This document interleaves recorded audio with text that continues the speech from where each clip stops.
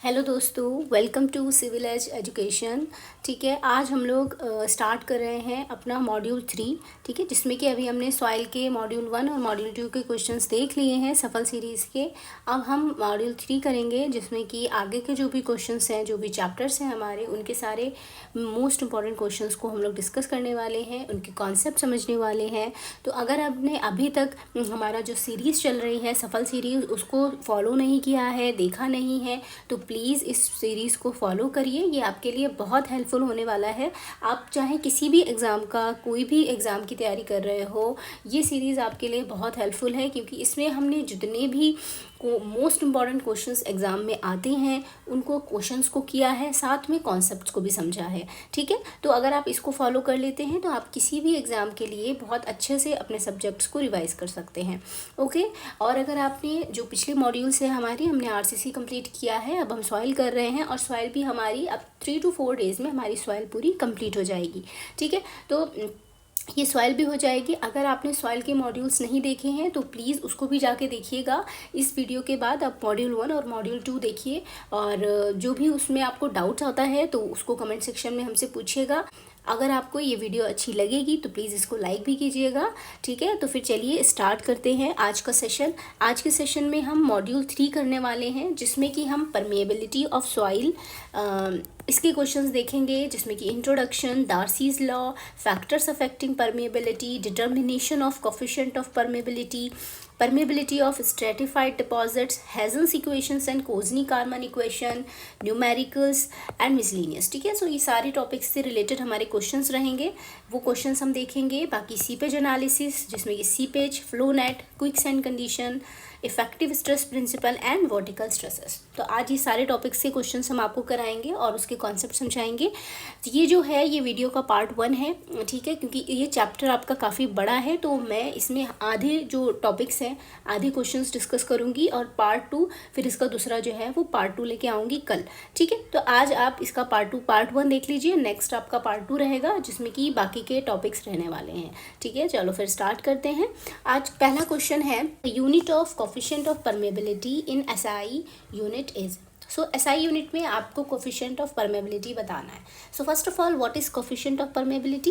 Coefficient of permeability जो होती है वो हम कहते हैं कि it is the flow, it is the rate of flow when the water, it is the rate of flow when the flow is takes place in from a unit cross sectional area with a unit hydraulic gradient. ठीक है, ये इस तरह से हम इसको define करते हैं हमारी परमेबिलिटी को। ठीक है, अकॉर्डिंग टू डार्सीज, जो डार्सी थे उन्होंने हमें एक इक्वेशन दी थी। डार्सी का जो लॉ था वो ये कहते थे कि जो वेलोसिटी है हमारी वो डायरेक्टली प्रोपोर्शनल है हाइड्रोलिक ग्रेडियंट के। ठीक है, this I is hydraulic gradient. ठीक है, ये आई जो होता है वो होता है आपका h/l के बराबर। ठीक है, ये h/l आपका ये हाइड्रोलिक ग्रेडियंट है। तो जब हम इसको इसका हम ये जो प्रोपोर्शनैलिटी का साइन हटाते थे तो ये k इंटू आई आ जाता था, और जहाँ पे इस k की वैल्यू ये हमारा कोफिशिएंट ऑफ परमिएबिलिटी होता है। ठीक है, so from here we can say कि अगर मैं k की बात करूँ तो ये क्या हो जाएगा, v/i। वेलोसिटी की यूनिट हमारी क्या होती है, मीटर पर सेकेंड। ठीक है, एंड आई जो है विच इज़ h/l। ठीक है, h/l है आई, तो आई की तो कोई यूनिट ही नहीं होगी, क्योंकि ये हमारा यूनिटलेस है। तो हमारी जो यूनिट हो जाएगी वो मीटर पर सेकेंड हो जाएगी। यही हमारी यूनिट, जो वेलोसिटी की यूनिट है वही रहती है। तो यहाँ से हम निकाल सकते हैं कि जो कोफिशिएंट ऑफ परमेबिलिटी है उसकी SI unit metre per second रहेगी। ठीक है, next question, the average velocity of flow that will takes place through the total cross sectional area of soil under unit hydraulic gradient. अभी मैंने आपको यही चीज़ बताई थी कि जो कोफिशिएंट ऑफ परमेबिलिटी होता है हमारा, वो एवरेज वेलोसिटी ऑफ फ्लो होती है which takes place through a total cross section area under the unit hydraulic gradient. ठीक है, सो यूनिट हाइड्रोलिक ग्रेडियंट में जितने भी टोटल क्रॉस सेक्शन एरिया में जो फ्लो रहता है, जो एवरेज वेलोसिटी ऑफ फ्लो रहता है, वो हमारा कोफिशिएंट ऑफ परमेबिलिटी के इक्वल होता है। ठीक है, because we know V is equals to K I होता है, और अगर मैं K को दिखूँ तो V बाई आई हो जाएगा। यहाँ पे I को अगर मैं 1 के बराबर कर दूँ, ठीक है, तो हमारा जो K हो जाएगा वो V के बराबर हो जाएगा, और यहाँ पे यही कह रहा है ये। ठीक है, next question, which property of the soil permits the seepage of water through it's interconnecting void. ठीक है, तो द प्रॉपर्टी जिसकी वजह से वाटर फ्लो करता है इंटरकनेक्टिंग वॉइड्स के through, that property is called permeability.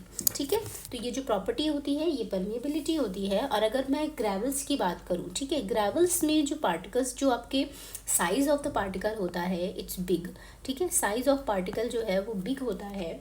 ठीक है, बट दे आर क्लोज। ठीक है, यहाँ पे जो वॉइड्स होते हैं वो आपको कम देखने को मिलेंगे। वॉइड्स का जो साइज होता है इट्स वेरी लेस, बट वहीं पे ये ग्रेवल की मैं बात करूँ तो यहाँ पे अगर ये एक हमारा स्ट्रक्चर है और इसमें यहाँ पे ग्रेवल है सपोज, ठीक है, तो यहाँ जब पानी आएगा ना, पानी जब इस तरह से अगर आएगा, so it will transfer through the interconnecting voids. ठीक है, यहाँ पे ये वॉइड्स हैं, इनके थ्रू जो है वो पानी ट्रांसफ़र हो जाएगा। यहाँ से ये पानी ऐसे करके नीचे चला जाएगा। बट अगर मैं क्ले की बात करूँ, ठीक है, क्ले अगर मेरे पास है, सिंस वी नो कि जो क्ले होती है उसके जो पार्टिकल्स होते हैं उनका साइज़ बहुत कम होता है, जिसकी वजह से जो वॉइड्स का स्पेस होता है वो बहुत ज़्यादा हो जाता है। तो नंबर ऑफ़ वॉइड्स ज़्यादा होते हैं and the interconnectivity is not very good. ठीक है, तो अगर कुछ एक पार्टिकल यहाँ है तो एक पार्टिकल यहाँ होगा, इस तरह से मतलब इंटरकनेक्टिविटी उतनी अच्छी नहीं होती है हमारी क्ले के केस में। तो यहाँ पे जब वाटर आपके सॉइल में एंटर करेगा तो ये इंटरकनेक्टिंग वॉइड्स के थ्रू ये पानी ऐसे करके ट्रैवल करेगा। ठीक है, ये इसीलिए हम कह सकते हैं कि जो परमेबिलिटी होती है of coarse grain soil, it is more compare to permeability of fine grain soil.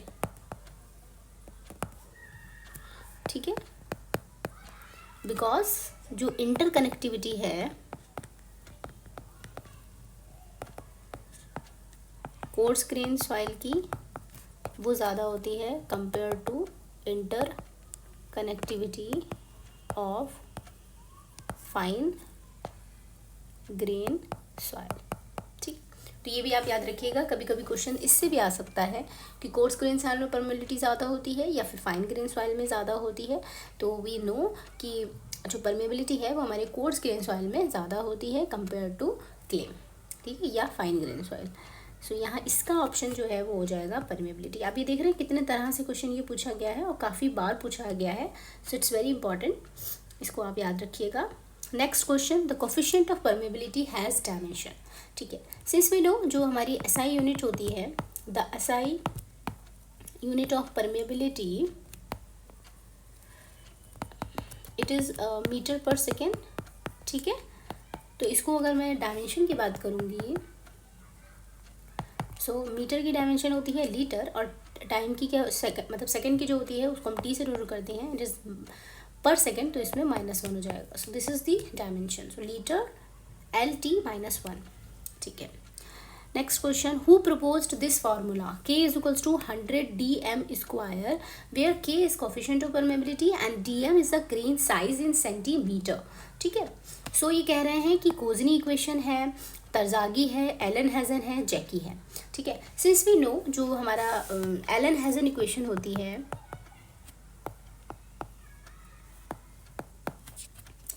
उसमें K is equals to CD10 का होल स्क्वायर, ये हमारी इक्वेशन होती है Allen Hazen equation. But when D10 ये जो होता है, this is the effective size of grain और पार्टिकल। ठीक है, ये जो होता है इट इज़ इन सेंटीमीटर। ठीक है, देन C की वैल्यू आपकी 100 हो जाती है। ठीक है, तो वही फॉर्मूला आपका हो जाएगा 100 D10 का होल स्क्वायर।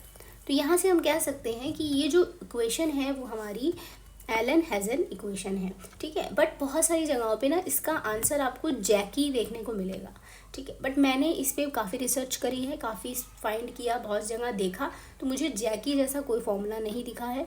मुझे ऐसा लगता है कि ये एलन हेजन ही है इक्वेशन, बट उन्होंने क्योंकि एलन हेजन में सी की वैल्यू पुट करके इसको पूछ लिया है। बाकी अगर आप लोगों को जैकी फार्मूला से रिलेटेड कुछ भी मिलता है, कोई कॉन्सेप्ट कहीं मिलता है, तो प्लीज़ मुझे ज़रूर बताइएगा ताकि मैं इसको करेक्शन करूं। बट मेरे हिसाब से मैंने जितनी अपना सर्च किया है, देखा है सब जगह से, इसका जो आंसर है वो एलन हेजन होना चाहिए, क्योंकि जैकी इक्वेशन जैसा मुझे कुछ भी नहीं मिला है इंटरनेट पे, तो ना किसी कोई रिसर्च पेपर में मुझे मिला है। तो आप मुझे ये बताइएगा अगर आपको कुछ पता हो, कोई मे बी मुझसे कोई सोर्स छूट गया हो, तो प्लीज़ मुझे इन्फॉर्म ज़रूर कीजिएगा, ठीक है। चलो next question, the coefficient of permeability of silt is. तो देखो कोफिशिएंट ऑफ परमेबिलिटी की जो वैल्यूज़ है ना वो आप याद कर लीजिए, ये आपको पता होनी चाहिए, इससे काफ़ी क्वेश्चंस आते हैं, ठीक है। ये एक नंबर लाइन है जो आपको याद रखनी है, ठीक है। इसको मैं बोल देती हूँ 10⁵ mm पर सेकेंड, 10⁻⁻4 mm पर सेकेंड, 10⁻⁻2 mm पर second, and this is 10 mm पर सेकेंड, ठीक है। तो जब आपकी ये जो है वो के की वैल्यूज़ हैं, दीज आर द के की वैल्यूज़, ठीक है। ये आपकी के की वैल्यूज़ है, इसको मैं रेड से ही दिखा देती हूँ,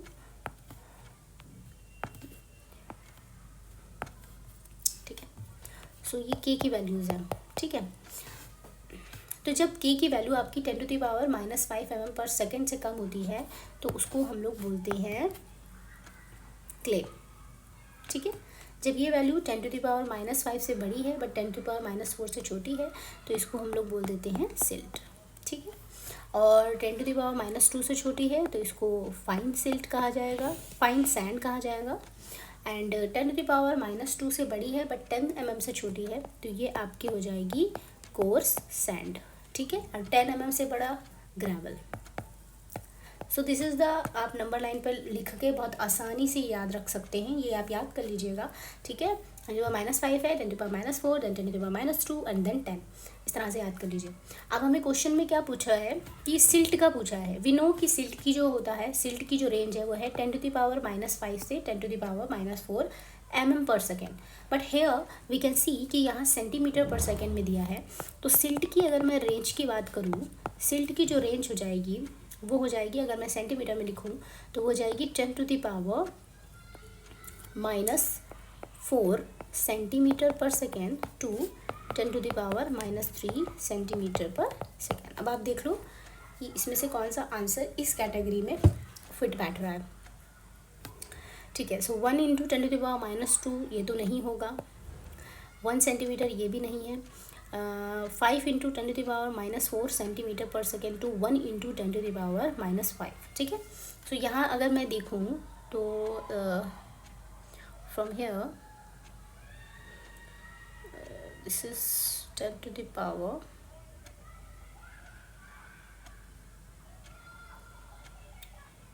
× 10⁻2 बिकॉज ये 10⁻2 जो है ये भी हमारे इसमें नहीं आ रहा, ये भी नहीं आ रहा।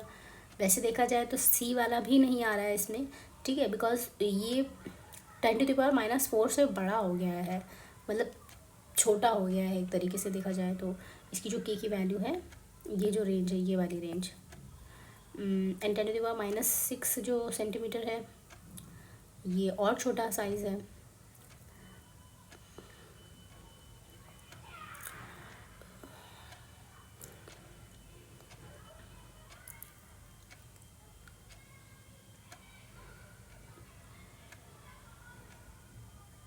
ठीक है, तो देखिए वैसे आंसर में जो आंसर्स हैं उसके हिसाब से देखा जाए तो कोई भी आंसर इसका सही नहीं है, ठीक है।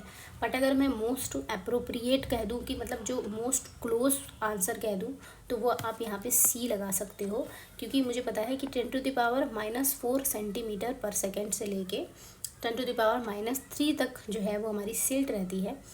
तो ये वाला तो लगा सकते हैं हम, ठीक है, 10⁻⁻4 से लेके 10⁻⁻5 वाला।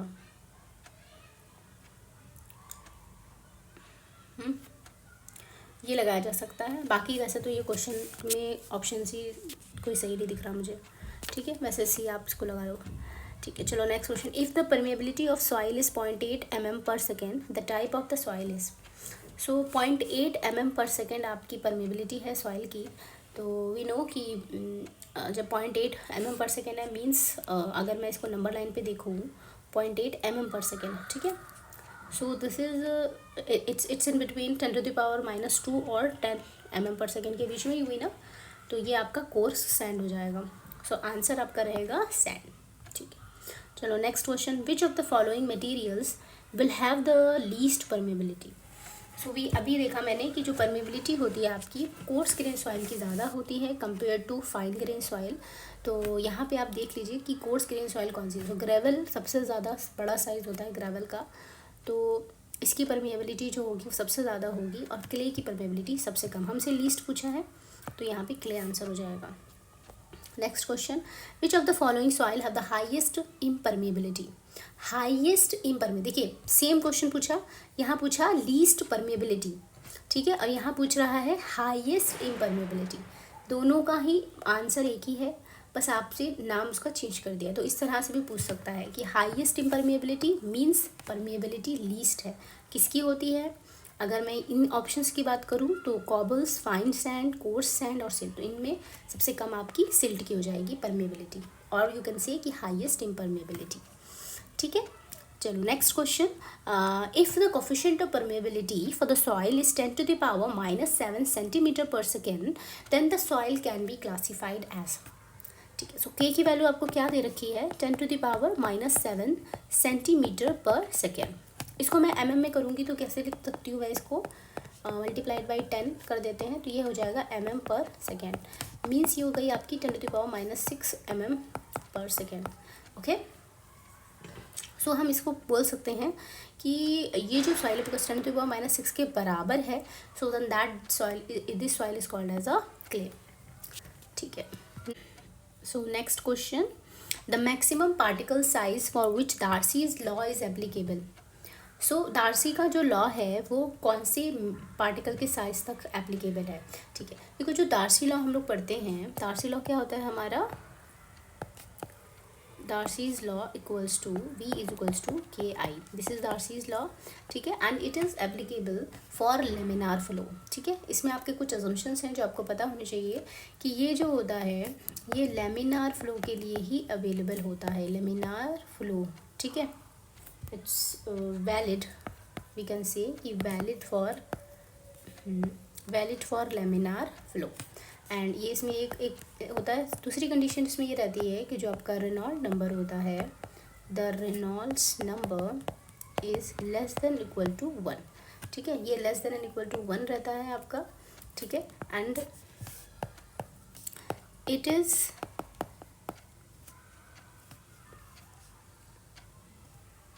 observed in case of fine sand and coarse silt, ठीक है। तो इस तरह से ये ऑब्जर्व होता है। बाकी इसमें जो मैक्सिमम आपका साइज़ रहेगा इट इज़ 0.5 mm, ठीक है। तो जो मैक्सिमम पार्टिकल का साइज़ है वो 0.5 mm है, ये आप याद रखिएगा इसके लिए। तो आंसर आपका बी हो जाएगा, ठीक है। Next question, the Darcy law relating to mean velocity and hydraulic gradient in a porous medium is applicable to. So it is applicable to laminar flow region, laminar region flow only, transition region flow only, turbulent region flow of all fluid, अभी हमने देखा laminar flow के लिए valid होता है ये, ठीक है। Next question, the statement that a fluid's velocity of flow through a porous medium is directly related to the hydraulic gradient is known as. So a fluid's velocity of flow through a porous medium directly proportional to hydraulic gradient, ठीक है। तो क्या यहाँ पे दिया है कि V is directly proportional to I. So ये क्या है, this is a Darcy's law, तो ऑप्शन आपका D हो जाएगा। Next question, for flows through media, Darcy's law is applicable when Reynolds number is, so when the Reynolds number is less than 1, ठीक है। Next question, the law used in permeability test is. Permeability test के लिए कौन सा law use करते हैं? Stokes law, Pascal's law, Darcy's law, Newton's law. So the law which is used in permeability, it is Darcy's law. ठीक है, next question, the permeability of an aquifer. आप देखिए जो परमिएबिलिटी है ना, बहुत सारे फैक्टर्स पे परमिएबिलिटी हमारी डिपेंड करती है। ठीक है, तो उसको याद करने का आप एक तरीका है, मैं आपको बता सकती हूँ। द फैक्टर्स अफेक्टिंग, ये आप देख लीजिएगा, कोफिशिएंट ऑफ परमिएबिलिटी।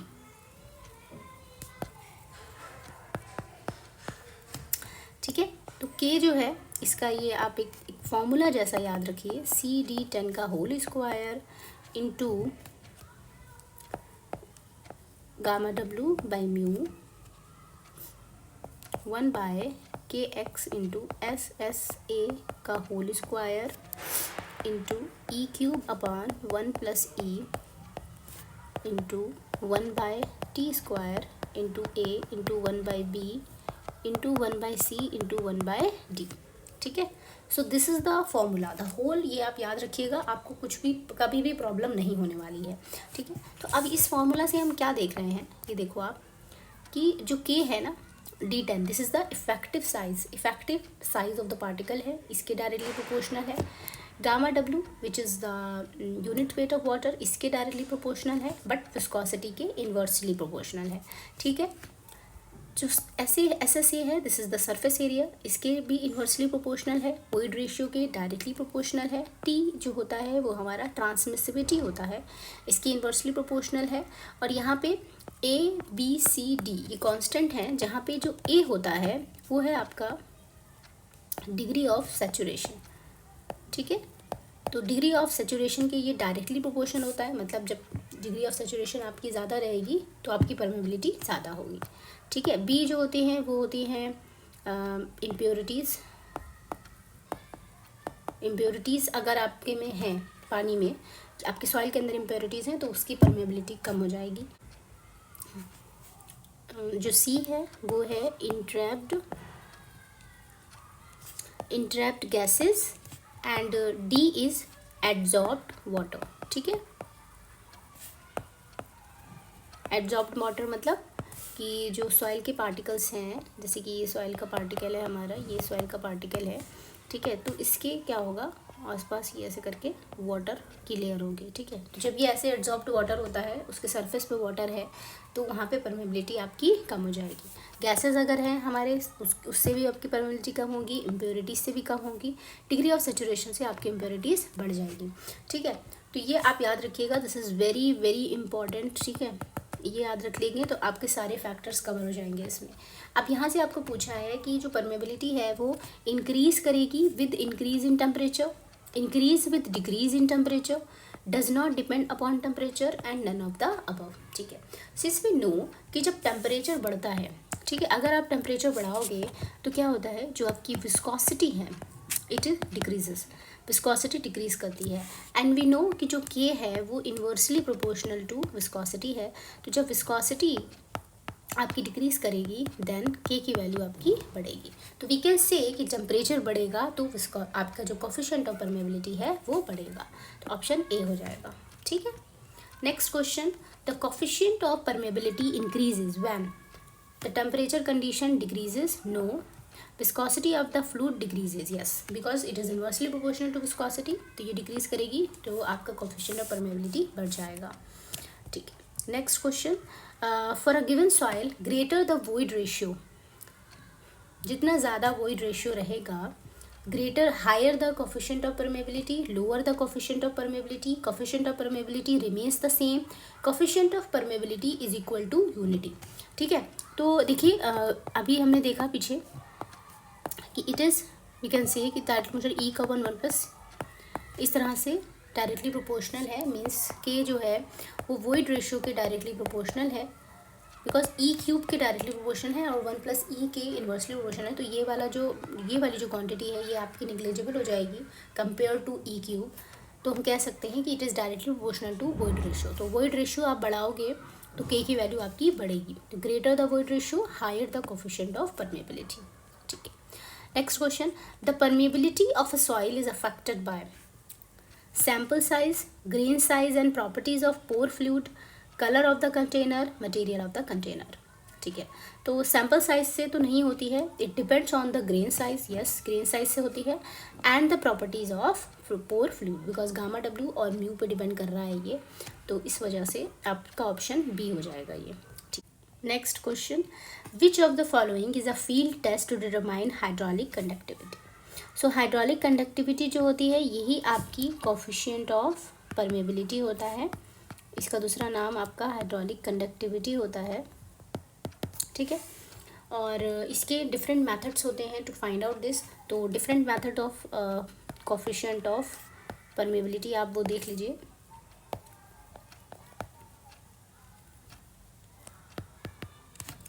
सो ये आपके 3 मेथड्स होते हैं to find out the coefficient of permeability. ठीक है, एक आपका होता है डायरेक्ट मेथड, फील्ड मेथड, ठीक है, और ये लैब मेथड या लेबोरेटरी मेथड, ओके। ठीक है, तो डायरेक्ट मेथड में हम देखें अगर, तो इसमें पहला आपका रहता है एलन हैज़न इक्वेशन रहती है, इससे आप फॉर्म फाइंड आउट कर लेते हो। दूसरी आपकी रहती है कोजनी कॉमन इक्वेशन, ठीक है। Third is Lawrence equation, fourth one is consolidation equation, ठीक है। So these are the equations जहाँ से आपको फाइंड आउट करना होता है, ठीक है। एलन हैज़न इक्वेशन आपकी के इज इक्वल्स टू CD10 का होल स्क्वायर रहता है। कोजनी कार्बन इक्वेशन आपकी वही gamma W by mu 1/kx into SSA square into E³ 1 + E, ये आपकी कोजनी कार्बन इक्वेशंस है। लॉरेंस इक्वेशन जो रहती है वो आपकी रहती है log 10k into SSA square equals to A + B into नीटा, ठीक है, ये आपकी लॉरेंस इक्वेशन रहती है। और कंसोलिडेशन इक्वेशन आपकी रहती है CV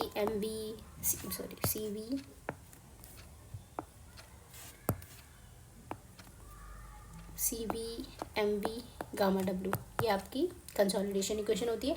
जब हम कॉम्पैक्शन और कंसोलिडेशन पढ़ेंगे तो उसमें देखेंगे कि ये फार्मूला होता है, ठीक है। So these are the equations जहाँ से हम लोग फाइंड आउट कर लेते हैं अपना कोएफिशिएंट ऑफ परमेबिलिटी।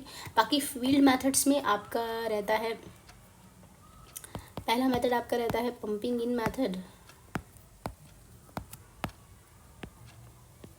और दूसरा है पंपिंग आउट मेथड, ठीक है। लेबोरेटरी मेथड में आपका कांस्टेंट हेड परमिएबिलिटी मेथड, और सेकेंड होता है आपका फॉलिंग हेड परमिएबिलिटी मेथड, ठीक है। और थर्ड आपका जो रहता है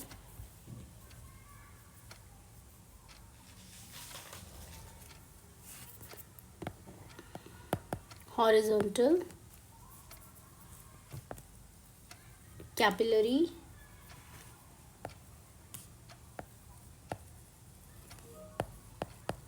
परमिएबिलिटी टेस्ट, ठीक है। तो ये आपके मेथड्स हैं। यहाँ आपसे पूछा क्या गया है, which of the following is a field test to determine. तो फील्ड में हमने देखा पंपिंग आउट टेस्ट होता है या फिर पंपिंग इन टेस्ट होता है, तो ऑप्शन आपका हो जाएगा पंपिंग आउट टेस्ट, ठीक है।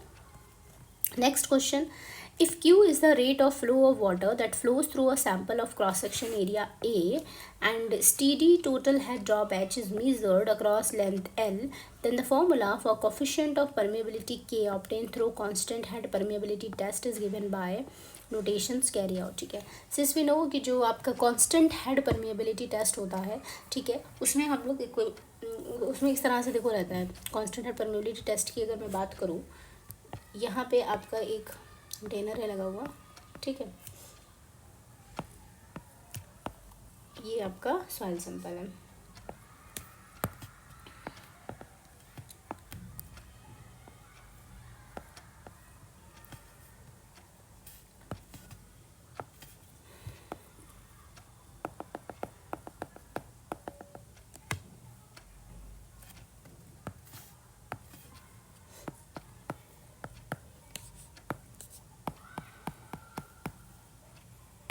ठीक है, ये आपका सॉइल सैंपल है एंड यहाँ पे आपने ना वाटर करके रखा हुआ है।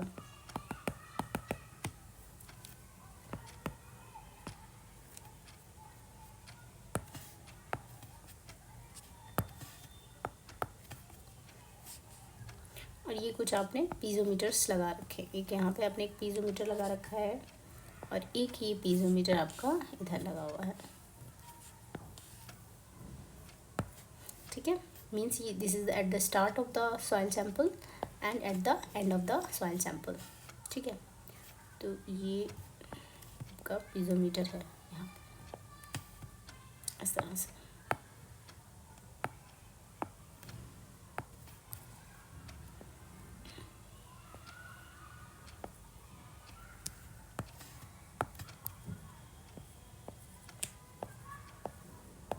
ठीक है, तो इस तरह से आपका ये जो है वो यू कैन से कि ये आपका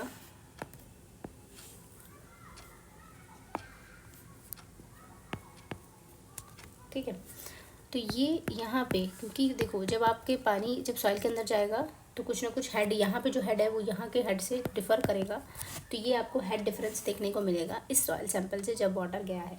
ठीक है, और यहाँ हम क्या करते हैं कि कंटिन्यूस सप्लाई ऑफ वाटर रखते हैं। हमने एक कंटेनर लिया, उसमें पानी डाला और उसको देखा कि वो सॉइल सैंपल से कितनी देर में पास हो रहा है। ठीक है, और उसने कितना हेड में चेंजेस आए उसको पास होने में।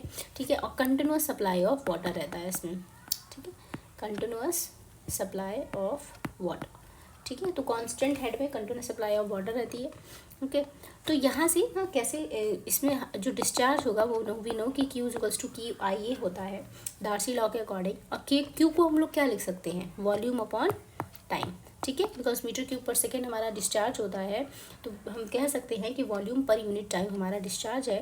और ये हमारा KIA हो गया। तो यहाँ से जब मैं K निकालूंगी और I को मैं क्या लिख सकती हूँ, K into delta H by L into A। ठीक है, सो K की वैल्यू आपको मिल जाएगी V into L upon delta H into A into T। सो ये आपका फॉर्मूला हो जाता है कोफिशिएंट ऑफ परमेबिलिटी का इन कांस्टेंट हेड परमेबिलिटी टेस्ट। तो इस तरह से निकाल लेते हो आप। ठीक है, तो आप यहाँ पे देखो क्या दिया है इन्होंने, VL upon HAT।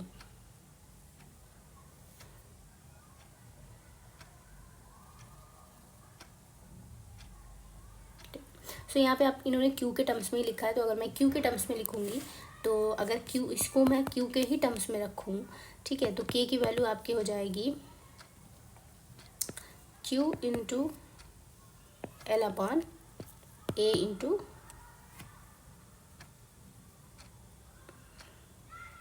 Delta H। ठीक है, तो ये Q के टर्म्स में आपकी इक्वेशन आ जाती है QL अपॉन HA। तो QL अपॉन HA, तो ऑप्शन आपका C हो जाएगा। ठीक है, तो ये याद रखिएगा, कभी कभी इस फॉर्म में भी पूछ लेता है और कभी कभी इस फॉर्म में भी पूछ लेता है। कांस्टेंट हेड परमेबिलिटी टेस्ट है। ठीक है, next question, the constant head permeability is used for determining the permeability of. किसकी परमेबिलिटी फाइंड आउट करने के लिए यूज़ किया जाता है, so this is used for course grain soil. ठीक है, इसीलिए इसमें हम कंटिन्यूस सप्लाई ऑफ वाटर करते हैं, बिकॉज कोर्स ग्रेन सॉइल है, पानी बहुत जल्दी निकल जाएगा। ठीक है, सॉइल से, इस वजह से कंटिन्यूसली वाटर की सप्लाई इसमें रहती है। तो ये कांस्टेंट कोर्स ग्रेन सॉइल के लिए रहता है, तो ऑप्शन आपका बी हो जाएगा। ठीक है, नेक्स्ट क्वेश्चन है, in laboratory coefficient of permeability of soil is determined by one of the following method. तो अभी देखा हमने कि जो लेबोरेटरी में हमारे पास 3 मेथड रहते थे, एक रहता था कांस्टेंट हेड परमेबिलिटी टेस्ट, एक होता था फॉलिंग हेड परमेबिलिटी टेस्ट, और एक आपका रहता था हॉरिजॉन्टल कैपिलरी परमेबिलिटी टेस्ट। ठीक है, तो इसमें से आपका ऑप्शन हो जाएगा, देखो हॉरिजॉन्टल कैपिलरिटी टेस्ट भी है, ठीक है, और कांस्टेंट हेड टेस्ट भी है। अब यहाँ इन्होंने दोनों ऑप्शंस दे दिए, अब आप कौन सा ऑप्शंस लगाएंगे। ठीक है, तो यहाँ पे ये अब आगे कि कौन सा लगाना है, तो उस हिसाब से अगर हम देखें कौन सा लगाना है, वैसे तो दोनों ही सही हैं। तो बहुत सारे कभी कभी पता है क्वेश्चंस ऐसे आते हैं जिसमें आपको दोनों क्वेश्चंस ही थ्योरी के कॉन्सेप्ट के बेसिस पे आपके दोनों आंसर सही होंगे, बट वहाँ पे फिर हमें ये देखना होगा कि जो एग्ज़ामिनर है वो किस तरह से क्वेश्चन बना रहा है, उसका क्या थॉट प्रोसेस है, उसका कितनी नॉलेज है जब वो पेपर बना रहा है। ठीक है, तो उस हिसाब से कभी कभी क्वेश्चंस रख दिए जाते हैं। तो यहाँ पे अगर मैं उस पॉइंट ऑफ व्यू से देखूँ तो जो कांस्टेंट हेड परमेबिलिटी टेस्ट है और जो फॉलिंग हेड है ये कॉमन टेस्ट है, ठीक है। तो ये एक कॉमन टेस्ट है जो हमेशा हम करते हैं लेबोरेटरी में और इजीली हो भी जाते हैं, इसलिए हम यहाँ पे आंसर लगाएंगे कांस्टेंट हेड टेस्ट, ठीक है। चलो next question, falling head method to determine permeability is best suited for. तो जो फॉलिंग हेड टेस्ट होता है ये आपका फाइन ग्रेन सॉइल के लिए होता है। तो it's very easy to remember, constant head C से है तो coarse grain soil, falling head F से स्टार्ट हो रहा है तो वो फाइन ग्रेन सॉइल। तो falling head fine, constant head coarse, ठीक है। ये फाइन ग्रेन सॉइल के लिए एप्लीकेबल होता है। तो इसके लिए ऑप्शन आपका हो जाएगा most appropriate is clayey soil, ठीक है। दूसरी तरीके से भी पूछा है, falling head permeability test is fine is used to find the permeability of the following type of soil: silt and clay, muram, sandy soil, organic soil। तो silt और clays, ठीक है। Next question, which of the following is most suitable for determination of chica or slimy clay permeability, ठीक है। The permeability of cohesive soil is best determined by using falling head test, falling head method, horizontal permeability method, pumping in and pumping out method, constant head method.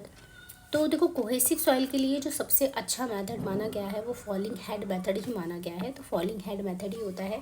और देखो इसमें falling head method जो होता है आपका, इसमें किस तरह से हम लोग निकालते हैं, इसमें एक फार्मूला रहता है, ये इस फार्मूले को पुट करके हम लोग वैल्यू निकाल लेते हैं, A into L upon capital A into T log 10 H1/H2। This is the formula जिसकी हेल्प से हम लोग coefficient of permeability find out कर लेते हैं, ठीक है।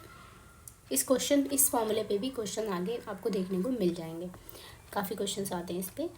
If during a permeability test on a soil sample with a falling head permeability, falling head permeability है, परमियोमीटर है, equal time intervals are noted for drop of head from H1 to H2 and again from H2 to H3, then which of the following relation would hold good, ठीक है।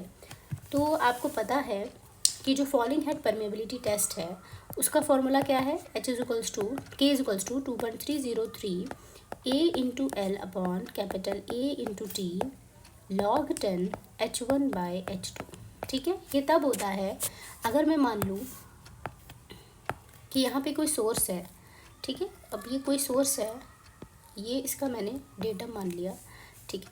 अब इसमें जो initial जो level था वो था आपका H1, ठीक है। फिर आपने क्या करा, पंपिंग करी, ठीक है। तो आफ्टर टाइम टी जो आपका लेवल बचा, जो आपका लेवल बचा वो हो गया H2, ठीक है। ये आपका लेवल हो गया इन टी टाइम।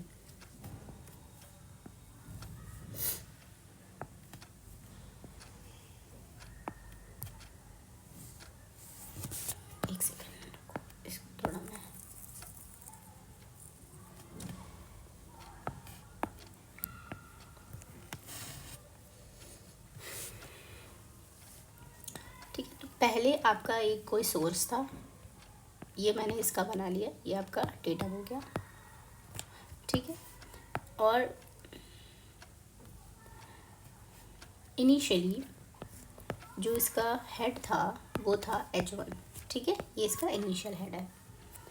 फिर उसके बाद आपने क्या किया, पंपिंग करी टी टाइम के लिए, और ये हेड आपका यहाँ से यहाँ चला गया, मीन्स ये H2 हो गया, ठीक है। अब सेम जब आपने सेम टाइम में फर्दर और पंपिंग करी, टाइम आपने सेम रखा, तो आपका हेड कितना हो गया, H3 हो गया, ठीक है। तो इस तरह से होता है, ये फार्मूला हम इस तरह से लगाते हैं। तो जब आपने H1 से H2 हुआ तो ये फार्मूला लगा, जब H2 से H3 हुआ तो हम लगा सकते हैं K is equals to 2.303 A into L upon capital A into T log 10 H2/H3, ये फार्मूला लगा देंगे, ठीक है। सिंस वी नो कि देखो क्योंकि सॉइल तो सेम ही है तो कोफिशिएंट ऑफ परमेबिलिटी आपका सेम रहेगा, ए भी सेम रहेगा, एल भी सेम रहेगा, कैपिटल ए भी सेम रहेगा और स्मॉल टी भी सेम रहता है, ठीक है। तो ये सारी वैल्यूज सेम रहती हैं, तो जब इनको हम सॉल्व करते हैं तो हमें एक इक्वेशन मिल जाती है H2² is equals to H1 into H3। तो ये आपको फॉर्मूला मिल जाता है, इसको यहाँ से आप फाइंड आउट कर लेते हो इस तरह से, ये एक रिलेशन बनता है हमारे पास, ठीक है। तो अगर आपको पंपिंग आपने 2 बार करी और दोनों टाइम सेम आपका टाइम है, तो आप इसको as a geometric mean find out कर सकते हो। जब आपको 3 वैल्यूज़ होती हैं, तो जो आपको जैसे ABC वैल्यू है, तो आपने देखा है कि जो जब ज्योमेट्री मीन इसका निकालते हैं तो वो हो जाता है B² = A × C। तो इस तरह से आप याद रख सकते हो कि ये एक ज्योमेट्रिक मीन जैसा है, ठीक है। ये H1 H2 H3 दिया है, तो H2² = H1 × H3 के बराबर हो जाएगा, ठीक है। तो यहाँ से आप निकाल सकते हो कि H2² = H1 × H3, ये रिलेशन आया और ये इन दोनों को इक्वेट करके ही आई है वैल्यू, ठीक है। Next question, find the equivalent permeability for flow in perpendicular to 3 layers of soil placed one by one having depth Z1, Z2, Z3 and the corresponding permeability of K1, K2 and K3। तो इतना तो पता ही है कि जब आपका equivalent permeability निकाल रहे हैं और परपेंडिकुलर का केस है, ठीक है, तो फॉर परपेंडिकुलर फ्लो जो K इक्विवेलेंट की आपकी जो वैल्यू रहती है वो रहती है Z1 + Z2 + Z3, बिकॉज 3 दे रखे हैं, और ये हो जाता है Z1/K1 + Z2/K2 + Z3/K3, ठीक है। So this is the formula जब आपका फ्लो लेयर्स के परपेंडिकुलर हो रहा है तब, ठीक है। और फॉर इसमें एक और याद रखिए, फॉर पैरेलल फ्लो, अगर लेयर्स के पैरेलली फ्लो हो रहा है तो आप जो देखो कैसे हो रहा है, जैसे कि आपकी सपोज़ ये लेयर्स हैं, ठीक है, ये डिफरेंट लेयर्स हैं और आपका जो फ्लो है वो इस डायरेक्शन में हो रहा है। So these are the layers, और यहाँ पे ये K1 है, ये K2 है, ये K3 है, ये आपका फ्लो हो रहा है, ठीक है। तो ये पैरेलल फ्लो है, ठीक है। यहीं पे अगर मैं परपेंडिकुलर फ्लो की बात करूँ कि ये आपका लेयर है K1, K2 और K3 और फ्लो आपका ऐसे हो रहा है, ठीक है, परपेंडिकुलर टू द लेयर्स, तो फिर यहाँ पे आपको ये वाला फॉर्मूला लगाओगे, ठीक है। और इसमें ये वाला विच इज़ K इक्विवेलेंट जो आपका हो जाता है वो हो जाता है K1 H1 + K2 H2 और Z2 + K3 Z3 कर लेते हैं। इसी के टर्म्स में मैं लिख के बता देती हूँ आपको। तो K1 Z1 K2 Z2 Z3 upon Z1 + Z2 + Z3, ठीक है। तो ये आपका फॉर्मूला हो जाता है पैरेलल का, इस तरह से आप याद रखिएगा इसको, ठीक है। ये परपेंडिकुलर का है और ये पैरेलल का है। सो आंसर आपका क्या हो जाएगा, Z1 + Z2 + Z3 / Z1/K1 Z2/K2 Z3/K3, option A, ठीक है। Next question, a bed of sand consist of 3 horizontal layers of equal thickness, the value of K is 3 × 10⁻³ mm/s, ये 4 × 10⁻³ mm/s, 8 × 10⁻³ mm/s। Now the average horizontal permeability.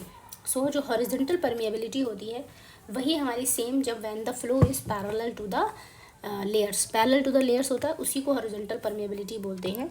तो जो KH होता है वो आपका हो जाता है K1 H1 + K2 H2 + K3 H3 upon H1 + H2 + H3, ये आपका फॉर्मूला रहता है, जहाँ पे H1 H2 H3 थिकनेसेस होती हैं आपकी सॉइल की लेयर्स की, और K1 K2 K3 उनकी कॉरस्पॉन्डिंग परमेबिलिटी रहती है, ठीक है। तो यहाँ पे K1 की आपको वैल्यू क्या दे रखी है, 3 × 10⁻³ इंटू जो थिकनेस है वो तीनों लेयर्स की सेम है, तो हम इसको H बोल सकते हैं, plus 4 × 10⁻³ into H plus 8 × 10⁻³ into H divided by H1 plus, तो H 3H हो जाएगा यहाँ पे, ठीक है। तो इसको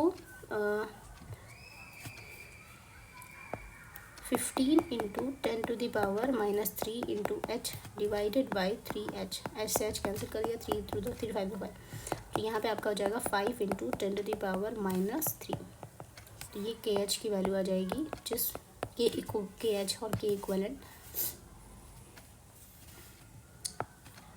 ये आपका आंसर आ जाएगा, ठीक है। So this is your answer which is option A, ठीक है।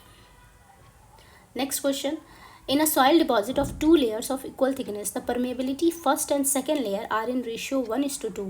The ratio of average permeability of horizontal direction to the vertical direction will be. तो 2 लेयर्स दे रखी हैं आपको, ठीक है। सपोज़ ये 2 लेयर्स हैं आपके पास लाइक दिस, ठीक है। इसका K1 और ये है आपके पास K2, ठीक है। इन दोनों का जो रेशियो है वो दे रखा है आपको कि जो K1 अपॉन K2 है इट इज़ 1/2, ओके।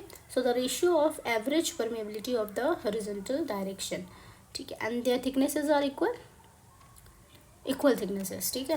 तो अगर ये भी h हाइट की है तो ये भी आपकी h हाइट की है। तो देख लीजिए आप फिर अब मैं अगर यहाँ पे K1 को हम लिख सकते हैं ट्वाइस, K2 को लिख सकते हैं हम लोग ट्वाइस ऑफ K1। ये एक रिलेशन हमारे पास यहाँ पे आ गया है, ठीक है। नाउ जब हम KH लिखेंगे क्या लिख सकते हैं हम लोग, K1H plus K2H divided by 2H, ठीक है। तो K1 की जगह मैं लिख दूँगी K1 तो सेम ही रहेगा, K2 की जगह पे हम 2K1 लिख देंगे और इसको H को कॉमन कर लेंगे, डिवाइडेड बाई 2H हो जाएगा। सो H से H कैंसिल हो गया, ये यहाँ पे आपका आ गया 3K1/2, ठीक है। ऐसे ही जब हम K भी निकालेंगे तो ये हो जाएगा H1 plus H2 divided by H1/K1 plus H2/K2। अब इसमें ये दो वैल्यू, ये तो 2H हो जाएगा divided by H/K1 plus H/2K1, okay. So इसको मैं सॉल्व कर लेती हूँ। 2K1 कॉमन कर लेंगे हम यहाँ पे, तो ये हो जाएगा 2H प्लस H और ऊपर आपका आ गया 2H, ठीक है। तो ये हो जाएगा 2H into 2K1 divided by 3H, H से H कैंसिल, तो ये हो जाएगा 4/3K1। अब हमें क्या करना है, हमें निकालना है हॉरिजॉन्टल और वर्टिकल डायरेक्शन का ratio. So means we have to find out the KH/KB. So we know KH की वैल्यू कितनी है आपको 3/2 of K1 divided by 4/3 of K1, 3/2 into 3/4, 3 ऊपर चला जाएगा ना, तो ये हो जाएगा आपका 9/8। सो 9/8 आपका ऑप्शन आ रहा है, ऑप्शन ए, ठीक है। सो इस तरह से आप इसको फाइंड आउट कर लोगे। Next question, the coefficient of permeability of a soil in x and y direction are kx ky respectively, the coefficient effective coefficient of permeability of the soil will be, ठीक है। तो जब x और y direction में आपको permeability दी होती है तो इक्वलेंट आप जो निकालते हो वो होता है √of kx इंटू ky, ये याद रखिएगा। इस तरह से इक्वलेंट परमेबिलिटी निकाली जाती है। सो ऑप्शन आपका हो जाएगा सी, ठीक है। Next question, according to Allen Hazen's formula the coefficient of permeability for uniform sand is given by, since we know Allen Hazen formula K is equals to CD10 का whole square, ये आपका Elon Hazen formula होता है, ठीक है। तो K is equals to CD10 का whole square, option B हो जाएगा। Next question, coefficient of permeability of soil varies approximately as D10 का whole square √of D10 D10 cube D10 की पावर 3/2। सो अभी देखा एलन हैजन के अकॉर्डिंग CD10 का whole square, so option A हो जाएगा, ठीक है। नेक्स्ट, ठीक है। सो आपके अभी आज इतने ही क्वेश्चंस थे, ठीक है। ये आपका पार्ट 1 है, मैं पार्ट 2 इसका लेके आऊँगी, कल पार्ट 2 भी आ जाएगा। सो आप उसको भी देखिएगा। आई होप अभी तक आपने जितने भी क्वेश्चंस किए हैं वो सारे आपको समझ में आए होंगे और आपने भी साथ साथ में किए होंगे, अपनी जो परफॉर्मेंस है उसको एनालाइज़ किया होगा, ठीक है। और आई होप ये वीडियो आपको बहुत अच्छी लगी होगी, बहुत अच्छा सेशन रहा होगा, बहुत कुछ टॉपिक्स नए नए भी सीखने को मिले होंगे, ठीक है। अगर आपको ये अच्छा लगा है तो प्लीज़ इसको लाइक कीजिए। अभी तक अगर आपने सब्सक्राइब नहीं किया तो प्लीज़ चैनल को सब्सक्राइब कीजिए और जो भी डाउट्स आपके रहते हैं उनको कमेंट सेक्शन में बताइए। बाकी इस सेशन की जो वीडियो है, जो PDF है, वो आपको टेलीग्राम चैनल पे हमारे मिल जाएगी। अगर आपने अभी तक हमारा टेलीग्राम चैनल ज्वाइन नहीं किया है तो उसका जो लिंक है वो मैंने डिस्क्रिप्शन सेक्शन में दिया हुआ है, वहाँ से जाके आप ज्वाइन कर लीजिएगा, ठीक है। सो वहाँ पे आपको PDFs और नोटिसेस जो भी रहते हैं वो आपको मिल जाएंगे, ठीक है। सो ठीक है, फिर कल मिलते हैं नेक्स्ट सेशन में, जिसमें कि हम लोग इसका पार्ट 2 देखेंगे। एंड आई होप आपकी तैयारी अच्छे से हो रही होगी, आप अच्छे से अपनी तैयारी करिए, साथ में और एक और सब्जेक्ट भी लेके चलिए, ठीक है। फिर मिलते हैं नेक्स्ट सेशन में। Till then keep watching, keep studying. Thank you so much.